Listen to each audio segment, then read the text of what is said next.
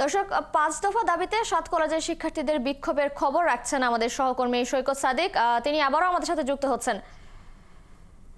সৈকত, ইতিমধ্যে জানা গেছে যে শিক্ষার্থীরা এগোচ্ছেন ঢাকা বিশ্ববিদ্যালয়ের উপাচার্যের বাসভবনের দিকে। আপনি সেখানে আছেন, কি অবস্থা দেখতে পাচ্ছেন এই মুহূর্তে? তৃষা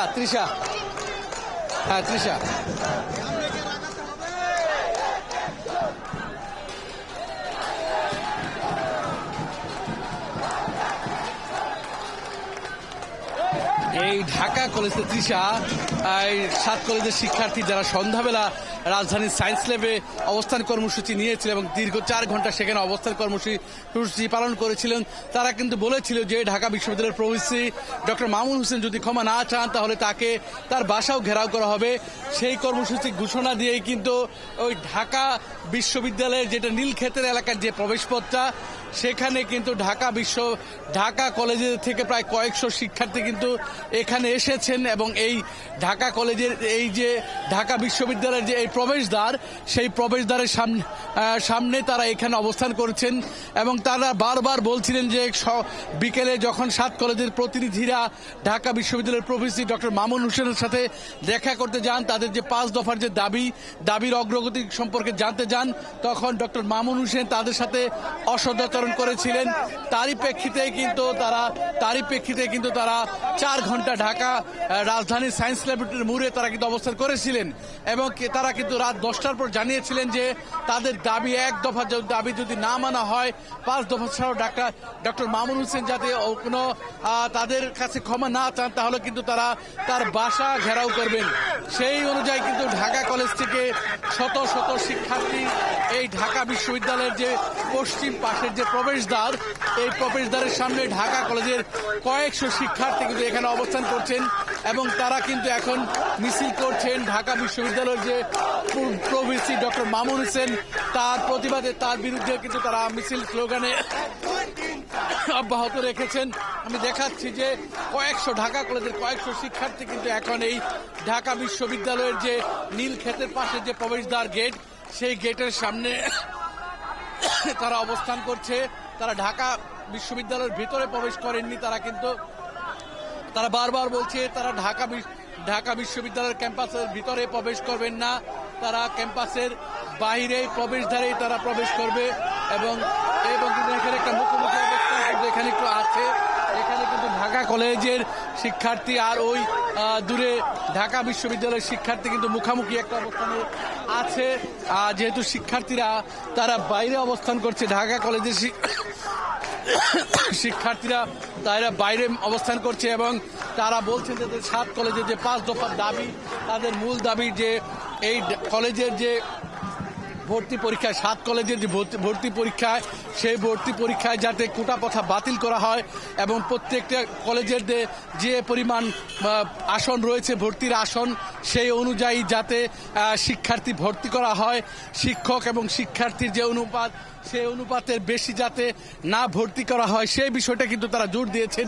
পাশাপাশি এই ৭ কলেজের শিক্ষার্থীদের যে ভর্তি প্রক্রিয়ার বা আর্থিক যে স্বচ্ছতা, সেই বিষয়টা জোর দেওয়ার জন্য কিন্তু তারা দাবি জানিয়েছেন।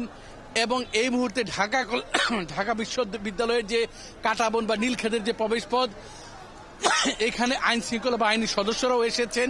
আইন শৃঙ্খলা বাহিনীর ২টি গাড়ি দেখা যাচ্ছে এবং বেশ কিছু আইন শৃঙ্খলা বাহিনীর সদস্যরা তারা ঢাকা বিশ্ববিদ্যালয়ের নিরাপত্তা জোরদারের জন্য প্রস্তুতি নিচ্ছেন এবং ঢাকা কলেজের শিক্ষার্থী যারা ৭ কলেজের শিক্ষার্থী, তারা ঢাকা বিশ্ববিদ্যালয়ের বাইরে এই নীলক্ষেতের যে প্রবেশপথ, সেই অবস্থার বাইরে তারা অবস্থান করছেন।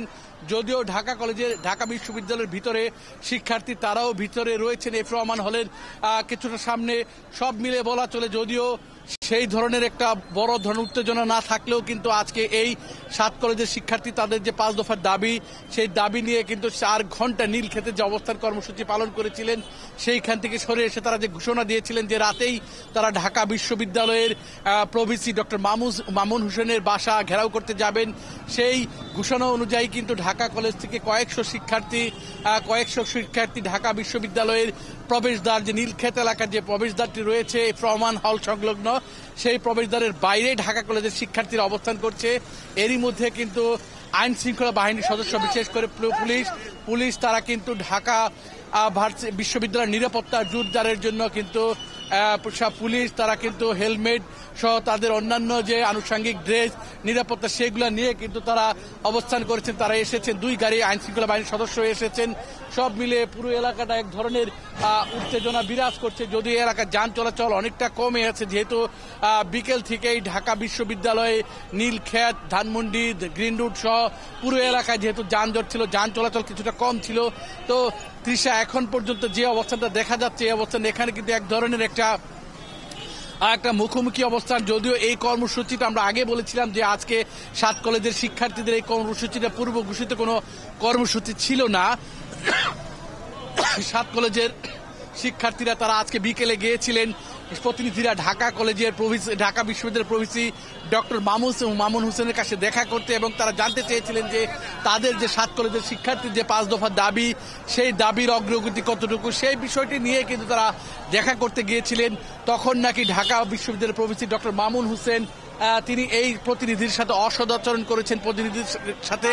এর প্রেক্ষিতে কিন্তু তারা আজকে সায়েন্স ল্যাবরেটরির মোড়ে তারা কিন্তু অবস্থান কর্মসূচি নিয়েছিল, এবং 4 ঘন্টার বেশি সময় কিন্তু তারা যান চলাচল, যেহেতু তারা মূল সড়কের সব যানবাহন বন্ধ করে দিয়েছিলেন।